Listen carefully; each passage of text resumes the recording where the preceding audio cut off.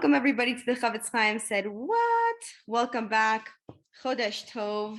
It's so nice to see you guys. This class we're going to be speaking about Shidduchim because I said last time that we would, and then we're going to get back into the Sefer Chofetz Chaim itself. And I think we're going to restart principle 6. So as we usually start with our Q&A. First date went well. May I still do research? After hearing beautiful reports from a number of people, we said yes to a girl named Tova for my son Zev. Zev met Tova, it went well, and both sides happily agreed to a second date. And then this is the actual question. I was out shopping this morning and I met Mrs. Brown, a reference on Tova's Shidduch resume, whom I hadn't gotten through earlier. May I ask her for her information, even though we already approved the Shidduch and it's moving? Yes. My mother says yes.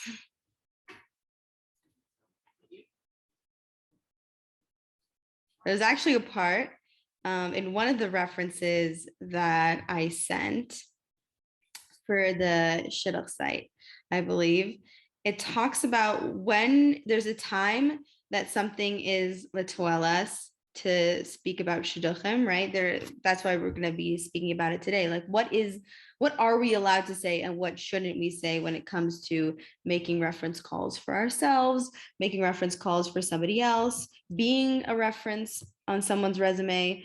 So there's a time when it may be allowed. So they're saying earlier it would be allowed to call a reference and ask certain questions, but that's before the Shidduch has been approved to go on the date. So once the Shidduch has been approved, is it still necessary? When is the time that it's too late to ask the Shidduch questions? I'm still asking questions about your mother. Yeah, you're still finding those references, asking some questions.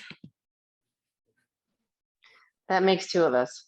Ooh, thumbs going down right now.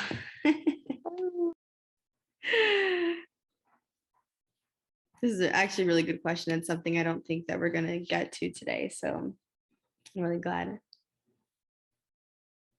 So when is probably a really good time to be asking questions, and why is it necessary?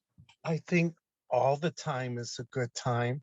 Yeah. Because at the beginning, people are kind of a little bit polite and they'll say, "Oh, nice person," this and that. Mm-hmm. But I think it's never too late. Like some people would stop like a vort, like right before marriage, because they find out new information or something.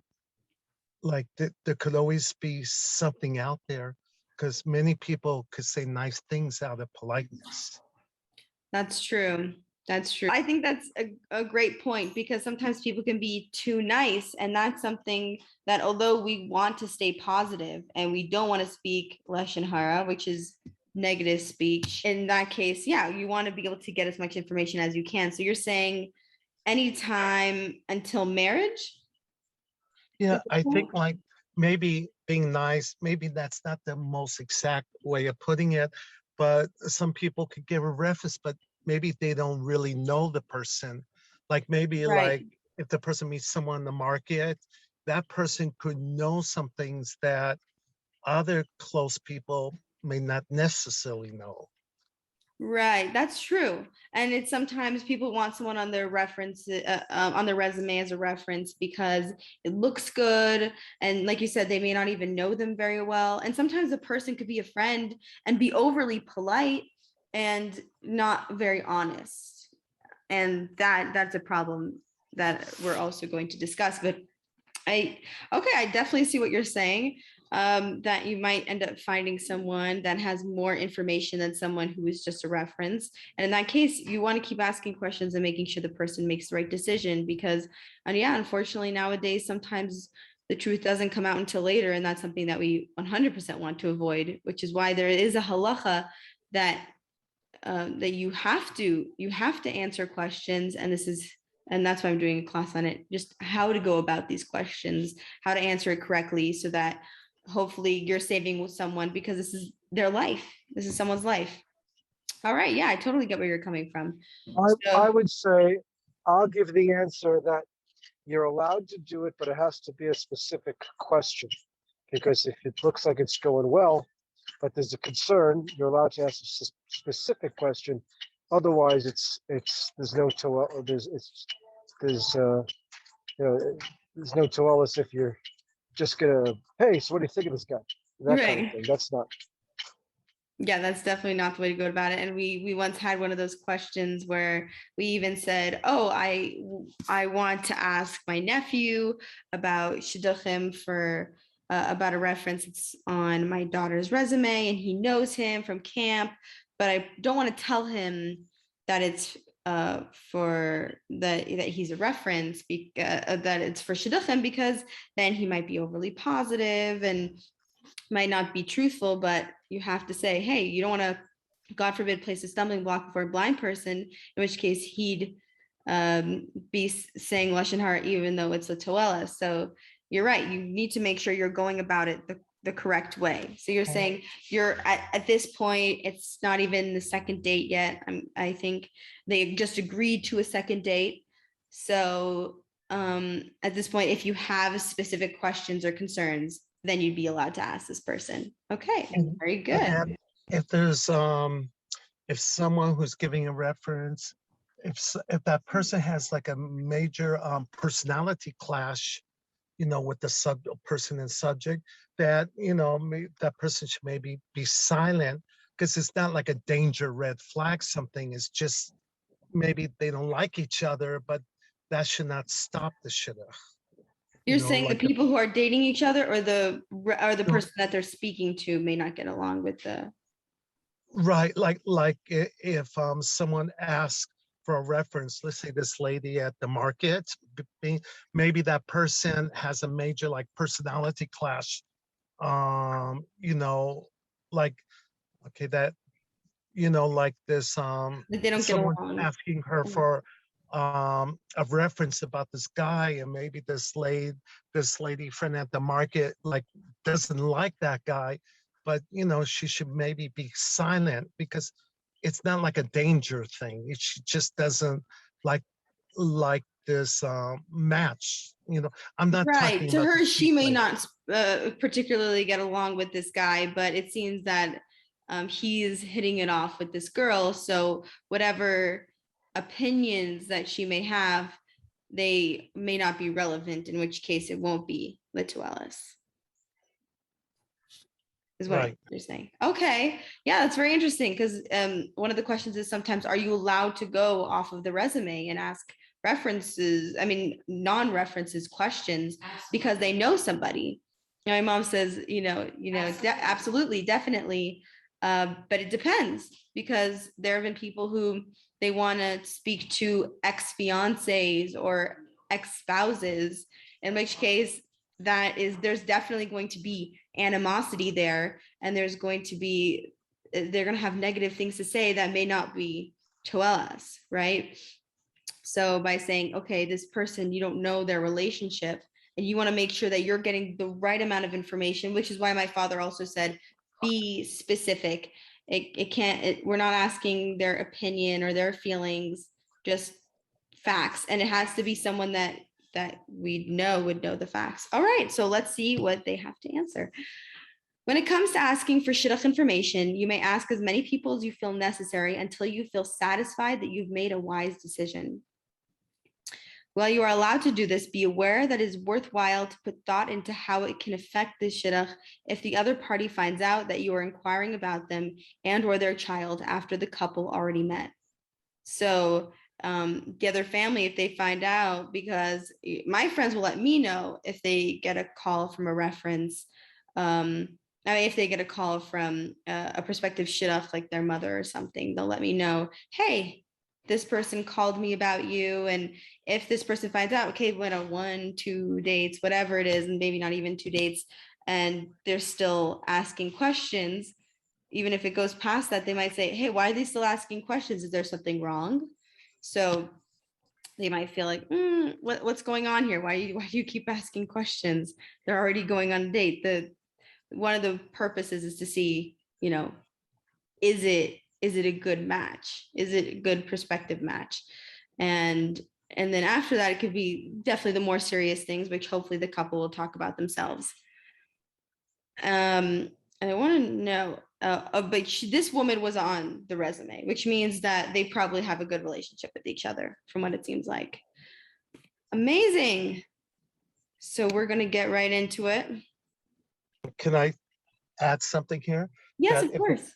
If a person's on the resume, what happened to me, I'm friends with this wonderful matchmaker in Los Angeles, and I'm with Jay-Wed, and this woman, she called this matchmaker to ask about me, but it was like so premature, like it was not a match to be even for the first dates. And I feel kind of bad for the matchmaker because she's really busy and was taxing a lot of her time.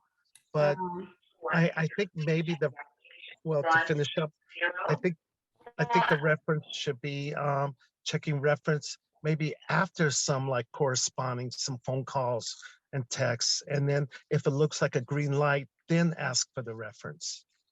I mean, yeah, no, I 100% agree. And I feel like in that situation, it could just be that the other side, I don't know, they thought it was a really good idea. And even if it wasn't a shidduch, but yeah, that wouldn't be okay if a shidduch isn't even made and the person's asking questions that might not even be to us because there's not even a match in the first place.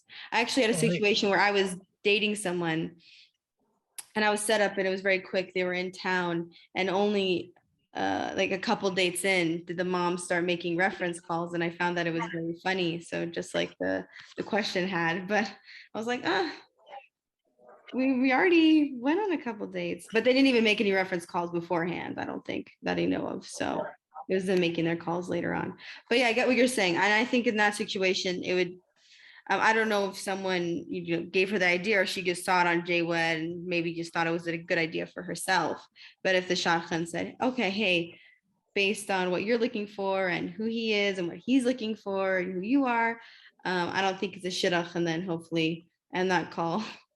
Yeah. Oh, But yeah, unfortunately, but you don't want to waste anybody's time. And that's a really big part. I don't like wasting guys' time. That's why I like to do a lot of research beforehand, because I don't know.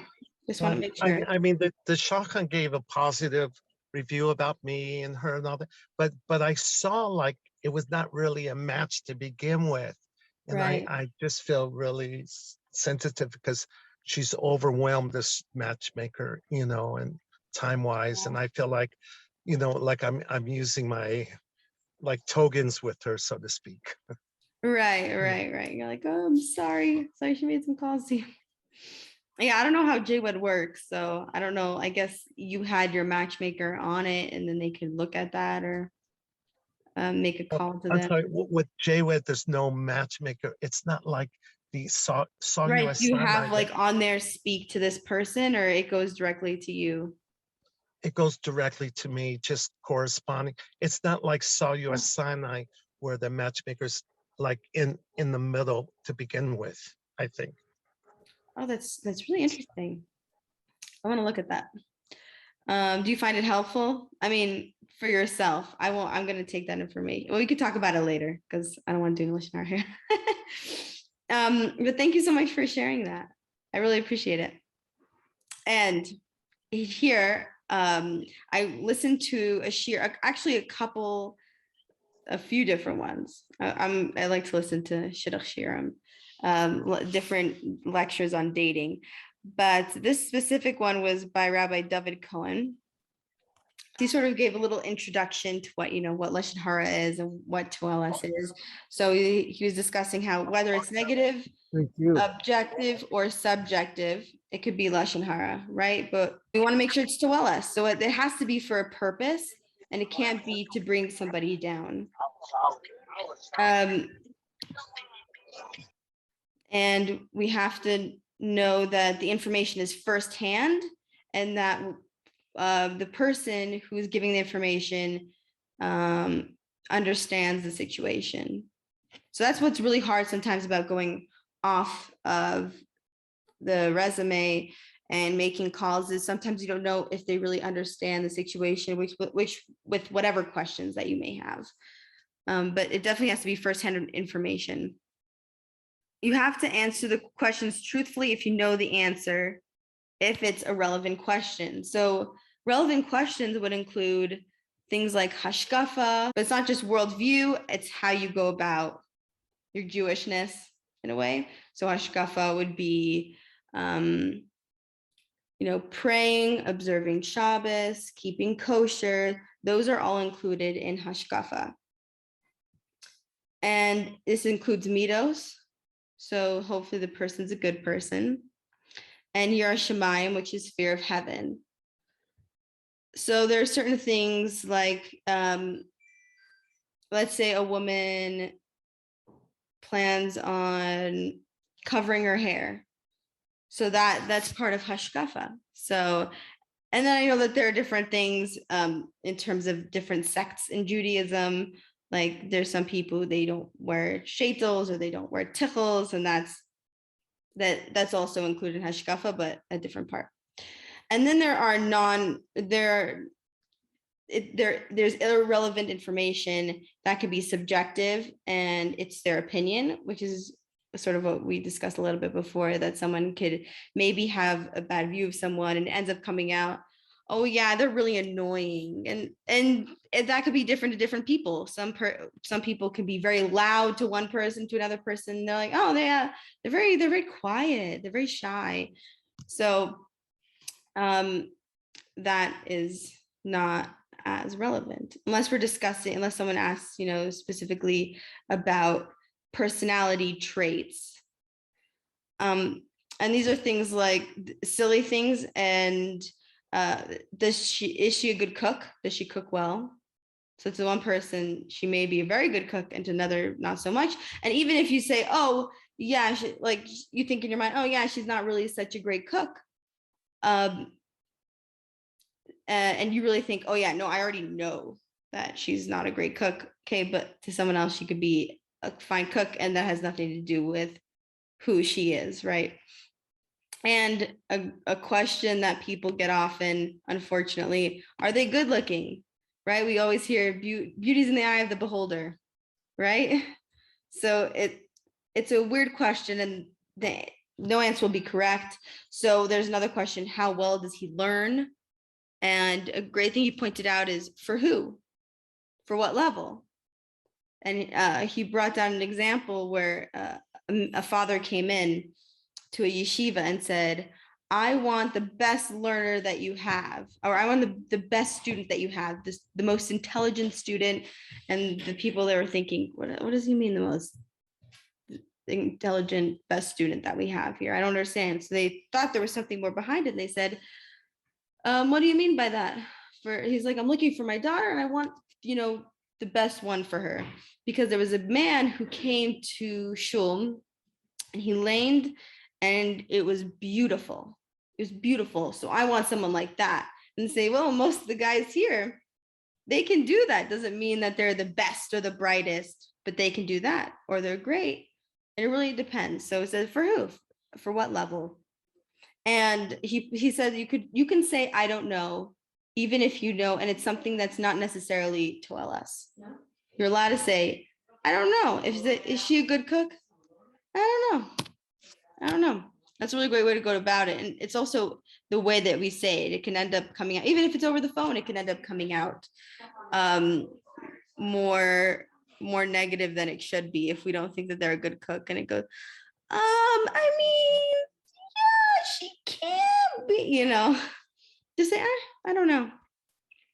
If you're suggesting a shidduch to someone, you can't leave out information which would prevent them from dating the person. So if you know that someone has a deal breaker, and this girl has a deal breaker, and this guy has one of those things that is their deal breaker, then you can't leave that out purposely because you say, oh yeah, but they would really hit it off. They would really get along.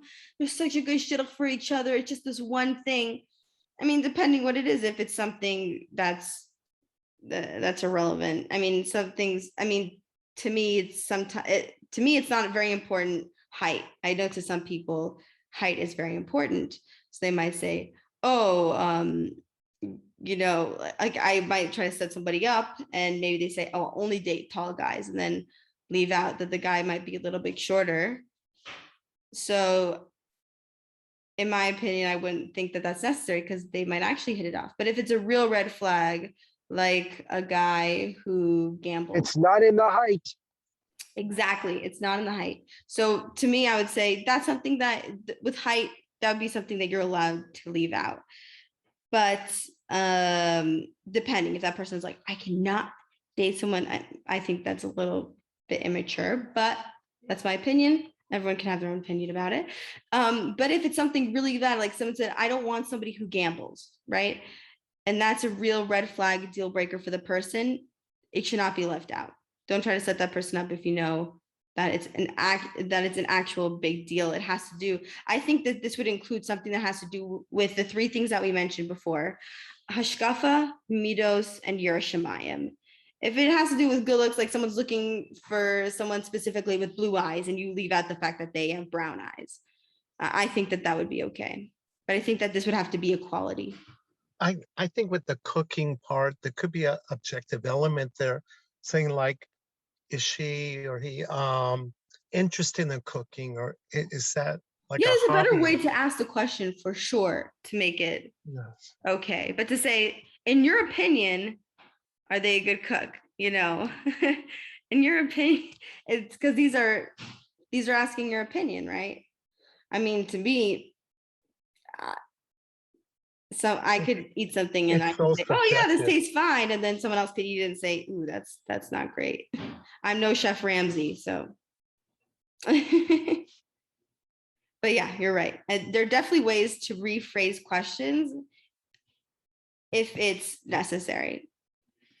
If you're suggesting a shidduch to someone, you could, okay, we said we cannot leave out information.